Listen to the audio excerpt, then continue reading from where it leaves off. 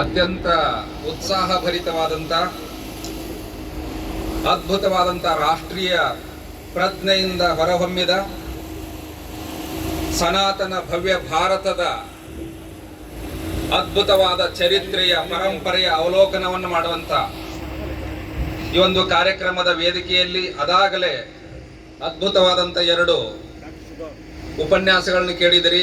ಮೊದಲನೇ ಉಪನ್ಯಾಸಕರಾಗಿ ತಾಯಿ ಪ್ರೇಮಾ ಅವರು ಕೊಟ್ಟಂತ ವಿಚಾರಧಾರೆ ಅತ್ಯಂತ ಪ್ರಸ್ತುತವಾದಂಥ ಅತ್ಯಂತ ಅದ್ಭುತವಾದಂಥ ತಾರ್ಕಿಕವಾದ ವಿಚಾರಗಳನ್ನು ನಮ್ಮ ಮುಂದಿಟ್ಟಿದ್ದಾರೆ.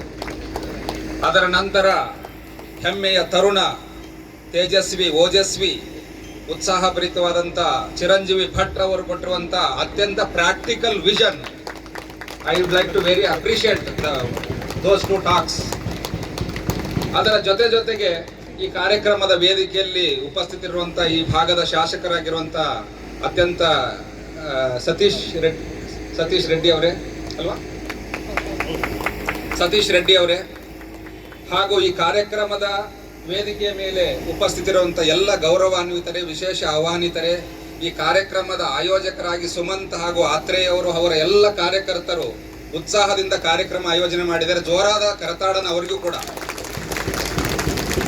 ಮತ್ತು ಅದರ ಜೊತೆಗೆ ಇಂದು ಆಗಬೇಕಾಗಿರುವುದು, ಶ್ರೀಮದ್ ಭಾಗವತದಲ್ಲಿ ಒಂದು ಮಾತಿದೆ, ದಾನಮಾನಾಭ್ಯಾಂ ಅಭಿನ್ನೇನ ಚಕ್ಷುಷ, ಮೈತ್ರ್ಯ ಅಭಿನ್ನೇನ ಚಕ್ಷುಷ.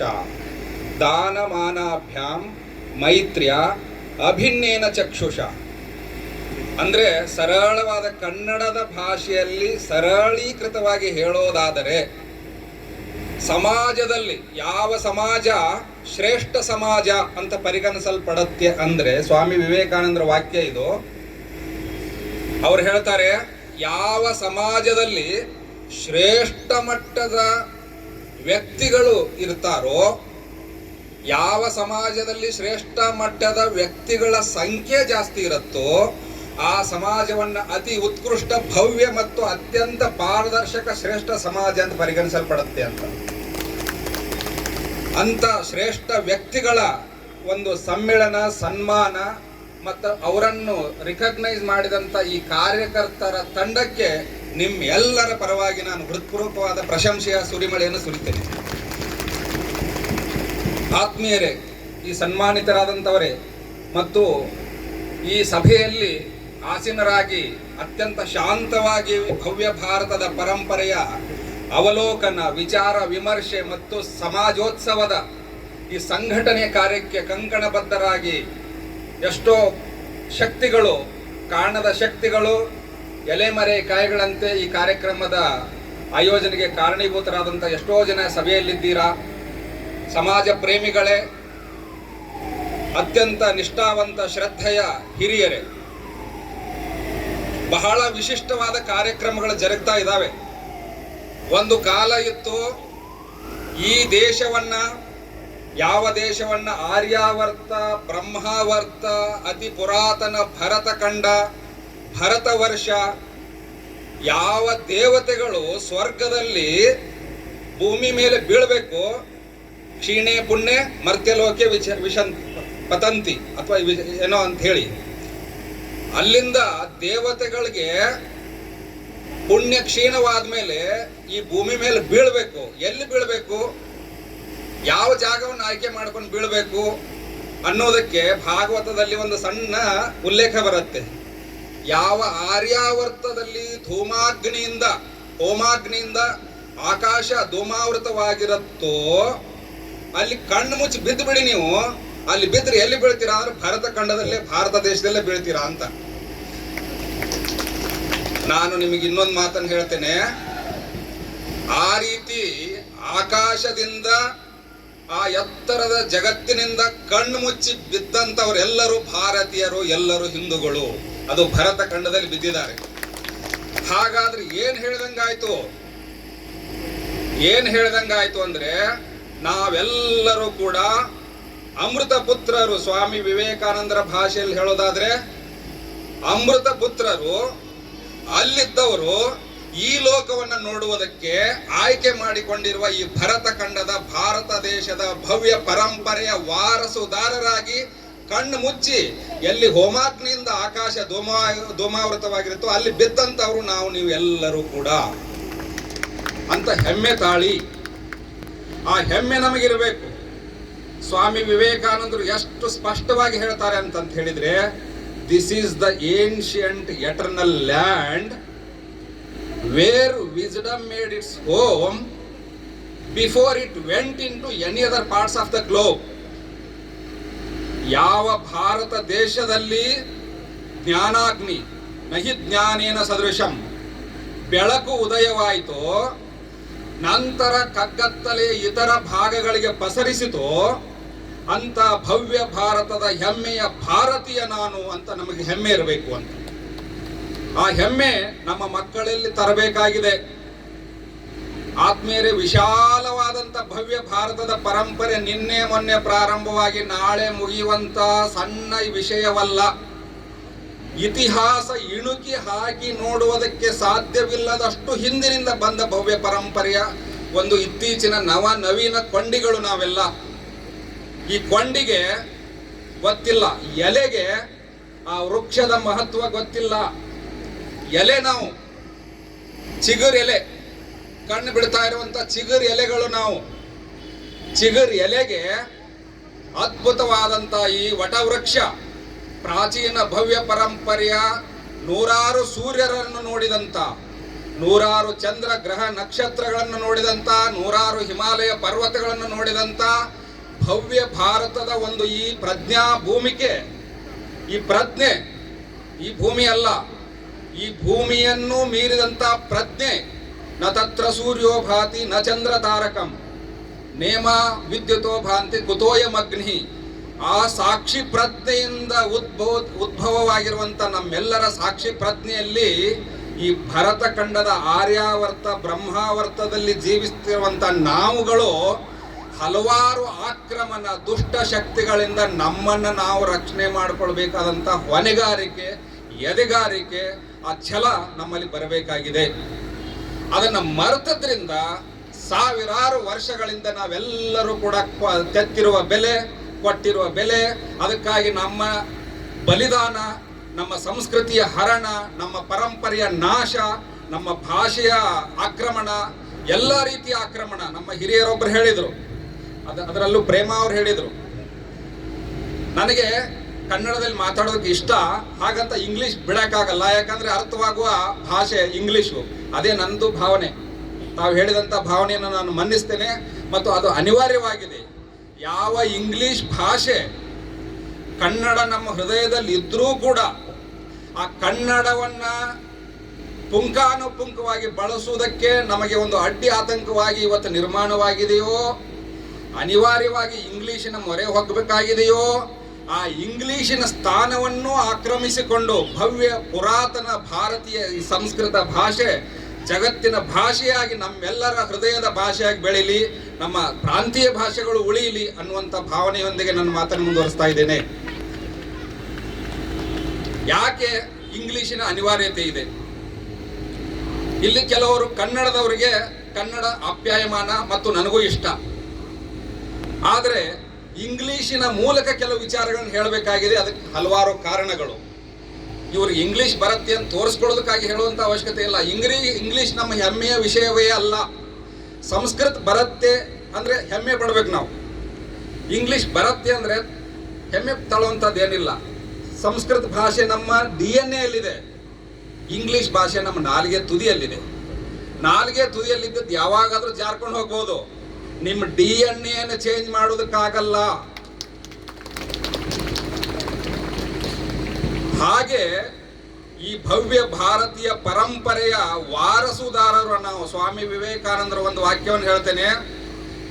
ಅಮೆರಿಕದ ಆ ನೆಲದಲ್ಲಿ ಗುಲಾಮಿ ಸ್ಥಿತಿಯಲ್ಲಿದ್ದಂಥ ಭಾರತ ದೇಶದ ಹಿಂದೂ ಧರ್ಮದ ಪ್ರತಿನಿಧಿಯಾಗಿ ಸ್ವಕ್ಕಿದ ಬಲಾಢ್ಯ ಪಾಶ್ಚಿಮಾತ್ಯ ದೇಶಗಳ ಆ ವೇದಿಕೆಯ ಮೇಲೆ ನಿಂತು ಸ್ವಾಮಿ ವಿವೇಕಾನಂದರ ಆಡಿದ ಮಾತುಗಳನ್ನು ನಾವೆಲ್ಲ ಕೇಳಿಸ್ಕೋಬೇಕು, ಹೆಮ್ಮೆಯಿಂದ ಕೇಳಿಸ್ಕೋಬೇಕು. ಅದು 30 ದಾಟದ ತರುಣ ಭಾರತೀಯ ಯುವಕನ ಮಾತನ್ನು ಕೇಳಿಸ್ಕೋಬೇಕು. 30 ದಾಟಿದ ಭಾರತೀಯ ಯುವಕನಿಗೆ ಬುದ್ಧಿ ಏನಿರುತ್ತೆ ಅಂತ ಇವತ್ತು ನಾವು ಮಾತಾಡ್ತೇವೆ. ಆದರೆ 30 ದಾಟದ ಭಾರತೀಯ ಯುವಕ ಪಾಶ್ಚಿಮಾತ್ಯ ದಿಗ್ಗಜರನ್ನ ಸೋಲಿಸಿದ ಅನ್ನುವಂಥ ಹೆಮ್ಮೆ ಎಷ್ಟು ದೊಡ್ಡದು. ಆ ಹೆಮ್ಮೆ ಬರಬೇಕಲ್ವೇ? ಆ ಹೆಮ್ಮೆ ಎಂಥದ್ದು ಅಂದರೆ the monk of commanding presence, vast learning, speaking English like Webster's, specimen from unsaved country who knew more philosophy and religion than all the Christ missionaries and philosophers, scientists put together. ಅರ್ಥ ಆಯ್ತು ಅನ್ಸತ್ತೆ. ಕನ್ನಡದಲ್ಲಿ ಹೇಳೋದಾದ್ರೆ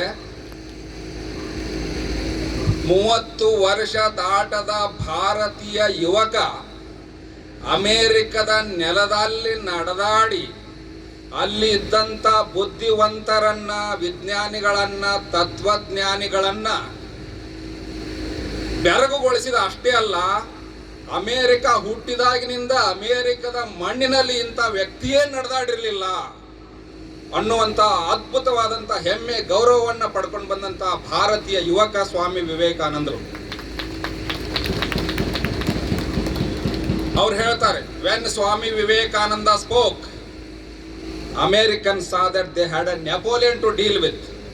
His first speech was no less than revelation. Every word was eagerly taken down by the reporters. Where it appeared in thousands of newspapers, Vivekananda became the lion of the day. ಒಬ್ಬ ವ್ಯಕ್ತಿ ಕೈಯಲ್ಲಿ ಬಿಡಿಗಾಸಿಲ್ಲದೆ ಇಡೀ ಸಮಸ್ತ ಭಾರತೀಯ ಹಿಂದೂ ಜನಾಂಗವನ್ನ ಪಾಶ್ಚಿಮಾತ್ಯ ಬಲಾಢ್ಯ ದೇಶಗಳ ವೇದಿಕೆಯ ಮೇಲೆ single handedly he could achieve this greatness. That is the strength of our ಋಷಿಹುಡ್. ನಮ್ಮ ಋಷಿಗಳ ಶಕ್ತಿ ಅದು, ಸನಾತನ ಭಾರತೀಯ ಋಷಿಗಳ ಶಕ್ತಿ ಅದು. ಸ್ವಾಮಿ ವಿವೇಕಾನಂದರು ಹೇಳ್ತಾರೆ, ನಾವೆಲ್ಲರೂ ಅಮೃತ ಪುತ್ರರು, ಋಷಿಕುಲ ಸಂಜಾತರು. ಈ ಪದಗಳನ್ನು ನೆನಪಿಟ್ಕೊಳ್ಳಿ, ಮನೆಯಲ್ಲಿ ನಿಮ್ಮ ಮಕ್ಕಳಿಗೆ ಹೇಳಿ, ಕಿವಿಯಲ್ಲಿ ಅದನ್ನ ಅನುರಣನವಾಗುವಂತೆ ಹೇಳಿ. ಏನು ಹೇಳಿ? ನಿಮ್ಮ ನರನಾಡಿಗಳಲ್ಲಿ ಋಷಿಗಳ ರಕ್ತ ಹರಿತಾ ಇದೆ. ಹಿಂದೂ ಅನ್ನುವ ಪದ ಅಷ್ಟೊಂದು ಹೃತ್ಪೂರ್ವಕವಾಗಿ ನನಗೆ ಬಳಸೋದಕ್ಕೆ ಇಷ್ಟ ಇಲ್ಲ. ಅದಕ್ಕಿಂತ ಉತ್ತಮವಾದ ಪದ ಯಾವುದೂ ಇಲ್ಲ. ಮತ್ತಿನ್ನು ಯಾವುದಾದ್ರೂ ಪದವನ್ನು ಬಳಸಿದ್ರೆ ನಿಮ್ಗೆ ಅರ್ಥವಾಗಲ್ಲ ಅನ್ನೋದಕ್ಕಾಗಿ ಹಿಂದೂ ಪದ ಬಳಸ್ತಾ ಇದ್ದೇನೆ. ಆದರೆ ಇದರ ನಿಜವಾದ ವೇದ ಧರ್ಮ, ಸನಾತನ ಧರ್ಮ, ಭಾರತೀಯ ಭವ್ಯ ಪರಂಪರೆ, ಆರ್ಯ ಋಷಿಗಳ ಬ್ರಹ್ಮಾವರ್ತದ ಬ್ರಹ್ಮರ್ಷಿಗಳ ರಾಜರ್ಷಿಗಳ ತತ್ವಜ್ಞಾನಿಗಳ ಅದ್ಭುತವಾದಂಥ ಭವ್ಯ ಪರಂಪರೆಯ ವಾರಸುದಾರರು ನಾವು, ನೀವು ಮತ್ತು ನಮ್ಮ ನರನಾಡಿಗಳಲ್ಲಿ ಅದೇ ರಕ್ತ ಹರಿತಾ ಇದೆ. ಅದಕ್ಕೋಸ್ಕರ ನಿಮ್ಮ ಮಕ್ಕಳಿಗೆ ತಿಳಿ ಹೇಳಿ, ಕಿವಿ ಹೇಳಿ, ಸಾರಿ ಹೇಳಿ, ತಟಗಳು ಅನುರಣನಗೊಳ್ಳುವಂತೆ ಹೇಳಿ. ನಾವೆಲ್ಲರೂ ಕೂಡ ಋಷಿಕುಲ ಸಂಜಾತರು. ಹಾಗಾದ್ರೆ ದೇವತೆಗಳ ಸಂಖ್ಯೆ ಮತ್ತು ದೇವತೆಗಳ ಕ್ರಮ ಮೈಲ್ಡ್, ಸಾತ್ವಿಕವಾದ ಕ್ರಮ. ಆದರೆ ದುಷ್ಟ ಶಕ್ತಿಗಳ ಕ್ರಮ ದೌರ್ಜನ್ಯ ಮತ್ತು ಆಕ್ರಮಣ. ಅದಕ್ಕೋಸ್ಕರ ಸ್ವಾಮಿ ವಿವೇಕಾನಂದರು ಒಂದು ವಾಕ್ಯವನ್ನು ಹೇಳ್ತಾರೆ, civilizations, societies were never at all destroyed by the activities of the rascals. ಇದೇ ಪದ ಬಳಸ್ತಾರೆ. Societies, civilizations were not at all destroyed by the so much of the unwanted elements, activities of the fools, activities of the invaders. ಅವರಿಂದ ಆಯಿತು, invaders ಇಂದ ಆಕ್ರಮಣಕ್ಕೆ ಒಳಗಾಯಿತು, ಪರಂಪರೆ ಹಾಳಾಯಿತು, ದೇಶ ಅಧೀನವಾಯಿತು, ಗುಲಾಮಗಿರಿ ಬಂತು ಅಲ್ಲ. ಆ ವಾಕ್ಯವನ್ನು ಮುಂದುವರೆದು ಹೇಳ್ತಾರೆ, ಕಿವಿಗೊಟ್ಟು ನಾವೆಲ್ಲ ಸಜ್ಜನರು ಅನ್ನುವಂಥವ್ರು ಕೇಳಿಸ್ಕೋಬೇಕು. But by the inactivity of the so called good people, ನಮ್ಮ ಕ್ರಿಯಾಹೀನತೆಯಿಂದ ನಾವೆಲ್ಲ ಅನ್ಯರ ಆಕ್ರಮಣಕ್ಕೆ ಒಳಗಾದಿವಿ.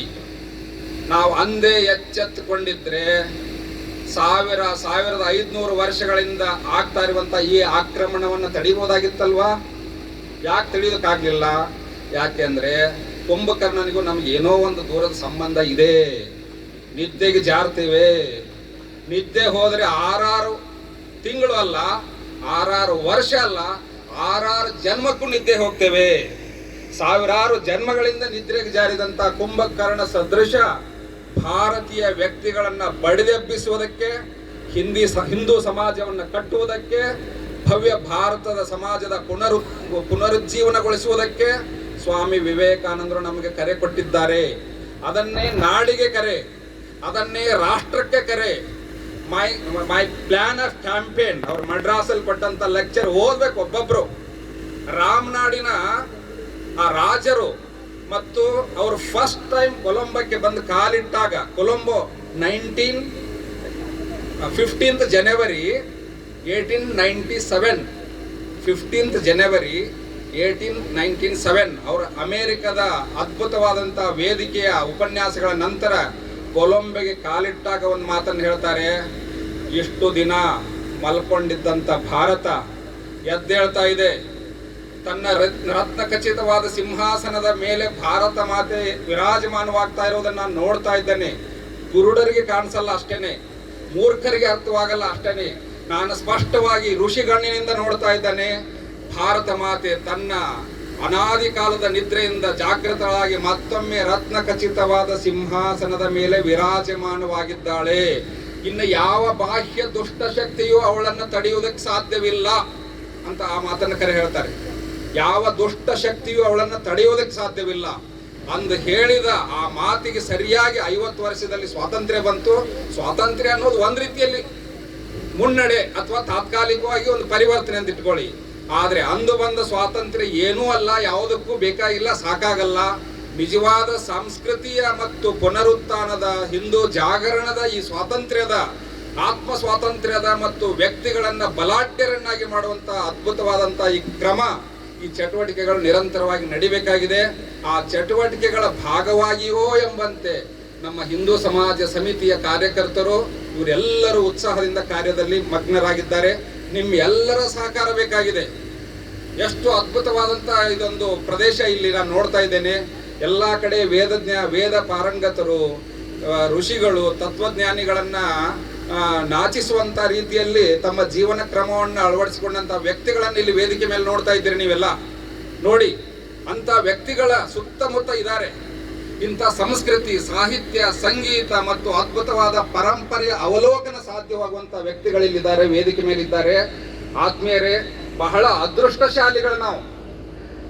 ಹಿಂದಿನವರ ಕೈಯಲ್ಲಿ ಆದ ಅಚಾತುರ್ಯವನ್ನ ಸರಿಪಡಿಸುವುದಕ್ಕೆ ನಮ್ಮ ಕೈಯಲ್ಲಿದೆ ಇವತ್ತು. 1000 ವರ್ಷಗಳ ಗುಲಾಮಗಿರಿಯ ಈ ಒಂದು ವೃತ್ತಿಯಿಂದ ನಾವು ತೇರ್ಗಡೆಯಾಗುವುದಕ್ಕೆ, ಅದನ್ನು ಕಿತ್ತು ಬಿಸಾಡುವುದಕ್ಕೆ ನಮ್ಮ ಕೈಯಲ್ಲಿದೆ.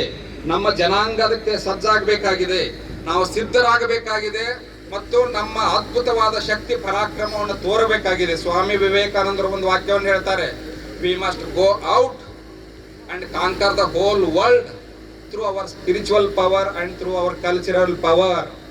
ಎಂತ ಅದ್ಭುತವಾದ ಕರೆ ಕೊಟ್ಟಿದ್ದಾರೆ. ಹೊರಗಡೆಯ ದೇಶಗಳಿಗೆ ಮುನ್ನುಗ್ಗಿ ಹೋಗಬೇಕು. He was the first missionary who crossed, who jumped ocean, who cleared the ocean and went to America and Western country, preached Hinduism. ಅವರು ಆ ವಾಕ್ಯವನ್ನ ಅಲ್ಲಿ ವ್ಯಕ್ತಿಗಳು ಕೇಳ್ತಾ ಇದ್ದಾಗ ಒಬ್ಬೊಬ್ಬರಿಗೂ ಅನ್ನಿಸ್ತಾ ಇತ್ತು, this is the man and this is the philosophy that we have been seeking in vane. ಇಂಥ ಅದ್ಭುತವಾದ ಸಂದೇಶ, ವಿಶ್ವ ಧರ್ಮದ ಕಲ್ಪನೆ, ಯಾರನ್ನೂ ದ್ವೇಷಿಸದ, ಯಾರನ್ನೂ ಅದೊಂದು ಇರುವೆಯನ್ನು ಕೂಡ ಹಿಂಸೆ ಮಾಡದ, ದಯೆಯನ್ನು ಮತ್ತು ಅದ್ಭುತವಾದ ಪ್ರೀತಿಯ ಮಾತೃ ವಾತ್ಸಲ್ಯದಿಂದ ಜಗತ್ತನ್ನೇ ಬಾಚಿ ತಪ್ಪುವಂತ ವಿಶಾಲವಾದ, ಬರೀ ಮನುಷ್ಯರಿಗೆ ಸೀಮಿತವಾದ ಧರ್ಮ ಅಲ್ಲ, ಸಮಸ್ತ ಸೃಷ್ಟಿಗೂ ಅನುಕೂಲವಾದಂತ, ಸೃಷ್ಟಿಯನ್ನ ಹೊರತುಪಡಿಸದ, ಸೃಷ್ಟಿಯನ್ನೇ ವಿರಾಟ್, ಸೃಷ್ಟಿಯನ್ನೇ ಬ್ರಹ್ಮ ಅಂತ ತಿಳಿಯುವಂತ ಅದ್ಭುತವಾದಂತ ವಿಶ್ವ ಧರ್ಮದ ಈ ವ್ಯಕ್ತ ಮ್ಯಾನಿಫೆಸ್ಟೆಡ್ ವರ್ಲ್ಡ್ ಅನ್ನೇ ಬ್ರಹ್ಮನ ಸೃಷ್ಟಿ, ಬ್ರಹ್ಮನ ನೆರಳು ಅನ್ನುವಂತೆ ನಾವು ಆರಾಧಿಸುವಂತ, ಸೃಷ್ಟಿಯನ್ನೇ ಗೌರವಿಸುವಂತ ವಿಶಾಲವಾದ ವಿಶ್ವ ಧರ್ಮದ ಕಲ್ಪನೆಯನ್ನ ಜಗತ್ತಿಗೆ ಕೊಟ್ಟದ್ದು ಸ್ವಾಮಿ ವಿವೇಕಾನಂದರು. ಅವ್ರು ಹೇಳ್ತಾರೆ, I want to lead this mankind to the place where there is neither the Vedas nor the Bible nor the Koran, and this has to be done by harmonising the Bible, Veda, Koran. ಅವರು ಈ ಶಾಸ್ತ್ರ ಗ್ರಂಥಗಳ ಜೊತೆಗೆ 2-3 ವಾಕ್ಯಗಳನ್ನು ಸೇರಿಸಿದ್ರು, ವೇದ, Bible, Quran. ಅದನ್ನ ಪಾಶ್ಚಿಮಾತ್ಯ ವೇದಿಕೆಯಲ್ಲಿ ಹೇಳಿದ್ದಕ್ಕಾಗಿ ಬಳಸಿದ್ರು. ಅದರ ಅರ್ಥ ಏನು ಅಂತ ಹೇಳಿದರೆ, ನಮ್ಮ ಧರ್ಮಗಳು ಅನ್ನುವಂಥದ್ದು ನಾವು ನೂರಾರು ಧರ್ಮಗಳಂತ ಏನು ಕಾಣ್ತಾ ಇದ್ದೇವೋ ಅದು ಯಾವುದು ನೂರಾರು ಧರ್ಮ ಇಲ್ಲ, ಇರೋದು ಒಂದೇ ಒಂದು ಧರ್ಮ, ಅದು ಸನಾತನ ಧರ್ಮ, ಅದು ಶಾಶ್ವತ ಧರ್ಮ, ಅದು ಭಾರತೀಯ ಋಷಿಗಳ ಅದ್ಭುತವಾದಂಥ ಅಲೌಕಿಕ ವೇದ ವಾಂಗ್ಮಯದಿಂದ ಹೊರಹೊಮ್ಮಿದ ಧರ್ಮ ಅನ್ನೋದನ್ನು ಸ್ವಾಮಿ ವಿವೇಕಾನಂದ ಹೇಳ್ತಾರೆ. ಆಮೇಲೆ ಹುಟ್ಟಿದ್ದೆಲ್ಲ ಮತಗಳು. ಧರ್ಮ ಅನ್ನುವ ಪರಿವ್ಯಾಪ್ತಿಗೆ ಬರದೇ ಇರುವಷ್ಟು ಸಣ್ಣ ಸಂಕುಚಿತವಾದಂಥ ಅರ್ಥದಲ್ಲಿರುವಂಥ ಮತಗಳನ್ನು ಧರ್ಮ ಅಂತ ಭ್ರಮಿಸಬೇಡಿ. ಮತಗಳು 108 ಇದೆ, ಸಾವಿರಾರಿದೆ. ಇಸ್ಲಾಂ ಮತ ಇದೆ, ಕ್ರಿಶ್ಚಿಯನ್ ಮತ ಇದೆ, ಬುದ್ಧ ಮತ ಇದೆ. ಎಲ್ಲ ಬುದ್ಧ ಮತವು ಕೂಡ ಇದರಿಂದ ಹೊರಹೊಮ್ಮಿದ ಒಂದು ಮತ ಅಷ್ಟೇ, ಧರ್ಮ ಆಗಲಿಕ್ಕೆ ಸಾಧ್ಯವಿಲ್ಲ. ಧರ್ಮ ಅಂದರೆ ಸೂರ್ಯ ಹೇಗೆ ಜಗತ್ತಿಗೆ ಬೆಳಕು ಕೊಡ್ತಾ ಇದ್ದಾನೋ, ಧರ್ಮ ಅಂದರೆ ಯಾವುದನ್ನು ದ್ವೇಷಿಸದ, ಯಾವುದನ್ನು ತಿರಸ್ಕರಿಸದ, ಎಲ್ಲವನ್ನು ಆಶೀರ್ವಾದ ಮಾಡುವಂಥ ಮತ್ತು ಎಲ್ಲವನ್ನು ಮೇಲೆತ್ತುವಂಥ ಶಕ್ತಿ ಯಾವುದಕ್ಕಿದೆಯೋ ಅದು ಮಾತ್ರ ಧರ್ಮವಾಗಬಲ್ಲದು. ಯಾವುದು ಒಂದನ್ನೇ ನಂಬು, ಇನ್ನೆಲ್ಲವನ್ನು ಕೈ ಬಿಟ್ಬಿಡು, ಇದು ಯಾವುದೂ ಸಂಬಂಧ ಇಲ್ಲ, ಅದನ್ನು ಮಾಡಬೇಡ, ಅದು ಸರಿ ಇಲ್ಲ ಅಂತ ಯಾವ್ದು ಹೇಳುತ್ತೋ ಅದು ಧರ್ಮದ ವ್ಯಾಪ್ತಿಗೆ ಬರೋದಿಲ್ಲ. ಎಲ್ಲವನ್ನು ಮಾತ್ರ ಸದೃಶ ಅದ್ಭುತವಾದಂಥ ಋಷಿಗಣ್ಣಿನಿಂದ ಏರಿಯಲ್ ವ್ಯೂ, ಎತ್ತರದ ದೃಷ್ಟಿಯಿಂದ ನೋಡಿ ಯಾವುದು ಜಗತ್ತಿಗೆ ಮಂಗಳಕರವಾಗಿರುತ್ತೋ ಅದನ್ನು ಕೊಡುವಂಥದ್ದೇ, ಅದನ್ನು ಮಾಡುವಂಥದ್ದೇ, ಅದಕ್ಕೆ ಪುಷ್ಟಿ ಕೊಡುವಂಥದ್ದೇ ಧರ್ಮದ ಕೆಲಸ. ಸ್ವಾಮಿ ವಿವೇಕಾನಂದರು ಆ ವಿಶ್ವದ ಧರ್ಮದ ಕಲ್ಪನೆಯನ್ನ ಅಮೇರಿಕದ ವೇದಿಕೆ ಮೇಲೆ ಕೊಡ್ತಾರೆ. ಅದು ಸನಾತನ ಭಾರತೀಯ ಧರ್ಮ. ಇನ್ನೆಲ್ಲ ಮತಗಳು ಆತ್ಮೀಯರೇ, ಜಗತ್ತಿನಲ್ಲಿ ನಿಮ್ಮ ಅಂಕಿ ಅಂಶಕ್ಕೆ ಅರ್ಥ ಮಾಡುವಂತೆ ನಾನು ಹೇಳ್ತಾ ಇದ್ದೇನೆ. ಮತಗಳು ಸಾವಿರಾರಿದೆ. 200 ಕೋಟಿ ಒಂದು ಮತದ ಅನುಯಾಯಿಗಳಿರ್ಬೋದು, 240 ಕೋಟಿ ಇನ್ನೊಂದು ಮತದ ಅನುಯಾಯಿಗಳಿರ್ಬೋದು, 150 ಕೋಟಿ ಮತ್ತೊಂದು ಬುದ್ಧನ ಅನುಯಾಯಿಗಳಿರ್ಬೋದು, 125 130 ಕೋಟಿ ಇನ್ನೊಂದು ಮತದ ಅನುಯಾಯಿಗಳಿರ್ಬೋದು. ಅವರೆಲ್ಲ ಫಾಲೋವರ್ಸ್ ಆಫ್ ಸಮ್ ಸೆಮಿಟಿಕ್ ಮತ ಸೆಕ್ಟ್. ಆದ್ರೆ ಅದು ಯಾವುದು ಧರ್ಮದ ವ್ಯಾಖ್ಯೆಗೆ ಬರಲ್ಲ. ಋಷಿಗಳು ಕೊಟ್ಟಿರುವ ಧರ್ಮದ ವ್ಯಾಖ್ಯಾನ ಈ ಮತಗಳ ಕಲ್ಪನೆಗಿಂತ ಎತ್ತರದಲ್ಲಿದೆ. ಆದರೆ ಭವ್ಯ ಭಾರತದ ಋಷಿಗಳು ನಮಗೆ ಕೊಟ್ಟಿದ್ದಾರೆ. ಎಷ್ಟು ಮತಗಳನ್ನಾದರೂ ನೀವು ಇಟ್ಕೊಳ್ಳಿ, ಇವತ್ತು ಆ ಮತ ಬೇಡ ಅಂದರೆ ಇವ್ರಿಗೆ ಓಟ್ ಹಾಕೋದು ಬೇಡ ಅಂದರೆ ಇನ್ನೊಬ್ರಿಗೆ ಓಟ್ ಹಾಕ್ತಿರಲ್ಲ, ಅಷ್ಟು ಈಸಿಯಾಗಿ ಓಟ್ ಹಾಕಿ. ಆದರೆ ಮಾನವ ಜನಾಂಗ ಪ್ರಿಮಿಟಿವ್ ಮೆಂಟ್ಯಾಲಿಟಿಯಿಂದ, ಅನಾಗರಿಕ ಪ್ರವೃತ್ತಿಯಿಂದ, ಅಸಂಸ್ಕೃತ ಆದಿಕಾಲದ ವ್ಯವಸ್ಥೆಯಿಂದ ಪುನರಾವಿಷ್ಕೃತ ಮತ್ತು ಪರಿಪೂರ್ಣ ಸ್ಥಿತಿಯನ್ನು ಪಡಿತಾ ಇದೆ.